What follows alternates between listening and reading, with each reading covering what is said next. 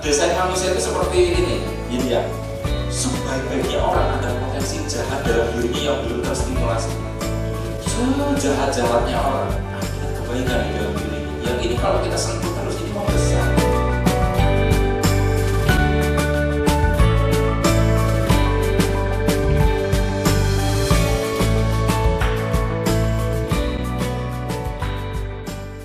Assalamualaikum warahmatullahi wabarakatuh. Jumpa lagi kita berjumpa dengan saya Arif Rahutomo atau Arif RH dalam rekaman video iseng reborn. Ya, teman-teman, pada video kali ini saya mau membahas tema judulnya memiliki ternyata tidak selalu sudah siap. Memiliki ternyata tidak selalu sudah siap. Jadi kan mungkin Anda pernah mendengar bahasan dari orang lain atau menonton video saya terdahulu bahwa kalau kita sudah siap, kalau kita sudah memantaskan diri, sudah pantas, kita bisa memiliki, kita bisa menerima sesuatu yang kita mau, gitu kan. Nah, saya sudah bilang bahwa video saya itu paradoks, karena realitas itu paradoks. Saya mau bicara sisi lain yang kontradiktif dengan statement itu. Dan ingat, yang namanya paradoks, dua-duanya benar, dua-duanya bisa kita lihat di dalam realitas sehari-hari. Nah, selain kita melihat realitas bahwa kalau kita sudah pantas dan siap itu, kita akan menerima sesuatu yang kita harapkan. Yang menarik adalah Anda bisa melihat bahwa ada juga orang yang mereka tidak siap, belum siap, tidak pantas, belum pantas, tapi bisa memiliki. Dan mereka merasa terbebani dengan itu. Contohnya apa? Contoh, berapa banyak orang yang punya pasangan hidup, ya, cowok lah, punya istri, dan dia kesulitan menafkahi. Tidak bisa memberikan penghidupan yang layak, kehidupan yang layak untuk pasangannya.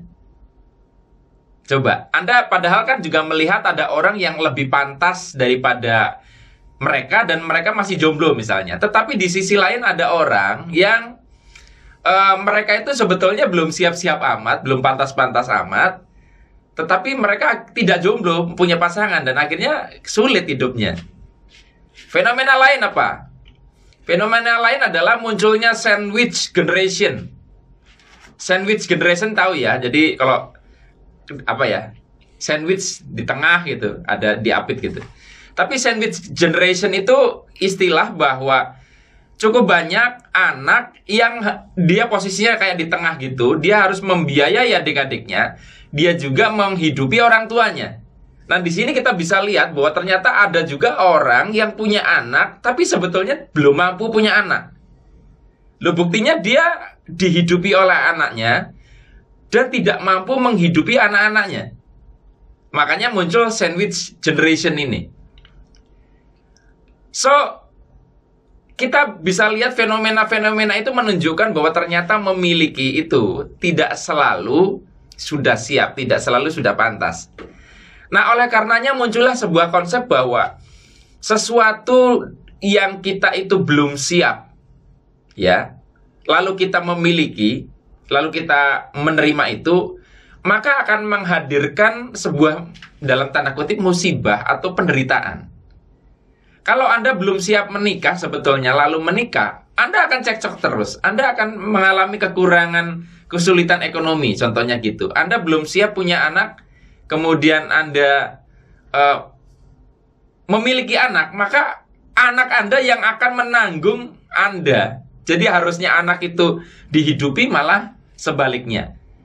Jadi fenomena apa ini? Sebetulnya di sini akan terpecah lagi menjadi dua, bahwa fenomena itu menunjukkan rumusnya bisa kebalik. Yang pertama itu. Yang kedua adalah, ya ada satu rencana lain dari peristiwa itu yang jelas di luar apa hal-hal yang bisa kita bahas.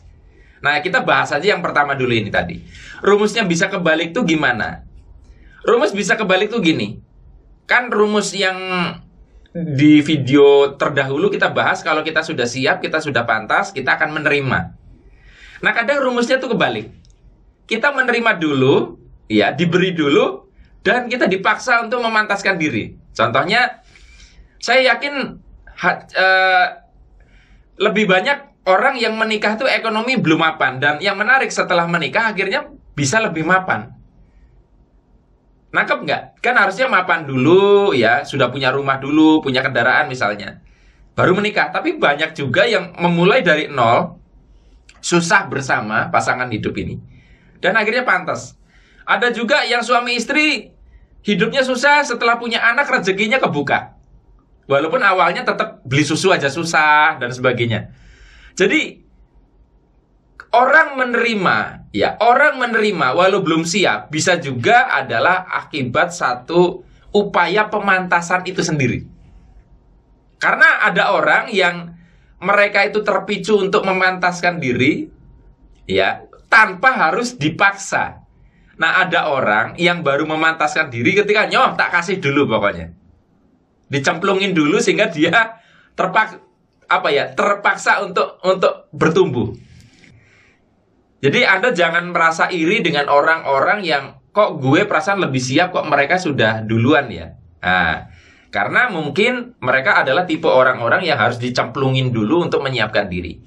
Nah, yang kedua tadi yang saya bilang itu adalah satu hal di luar yang kita bahas tadi. Kadang tuh ada rencana-rencana yang di luar melibatkan orang-orang yang seharusnya bertanggung jawab di situ. Misalnya kasus sandwich generation.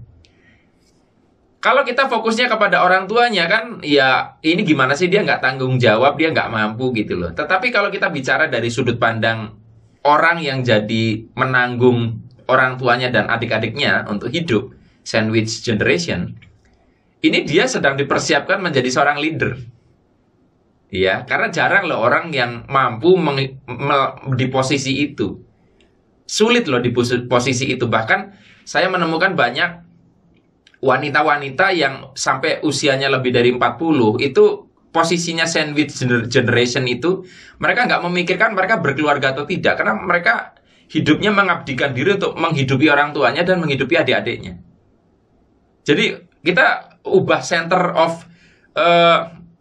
view-nya, pembahasannya itu pada orang yang di tengah ini, orang yang jadi korban dalam situasi itu. Ada satu rencana di balik itu. Jadi kita nggak bisa bahas pakai pembahasan yang masalah siap nggak siap atau dipersiapkan dengan paksa tadi. Nah, jadi itu yang saya bilang, memang realitas itu begitu. Kadang begitu, kadang enggak. Kadang begitu, kadang tidak begitu. Oleh karena itulah kenapa saya bikin video, kadang saya bantah sendiri, bukan dibantah sebetulnya. Karena ada realitas yang tidak tercover dengan pembahasan yang sebelumnya. Mudah-mudahan bermanfaat. Sampai ketemu lagi dalam rekaman video Iseng Reborn yang selanjutnya. Saya akhiri. Billahi taufik wal hidayah. Wassalamualaikum warahmatullahi wabarakatuh. See you.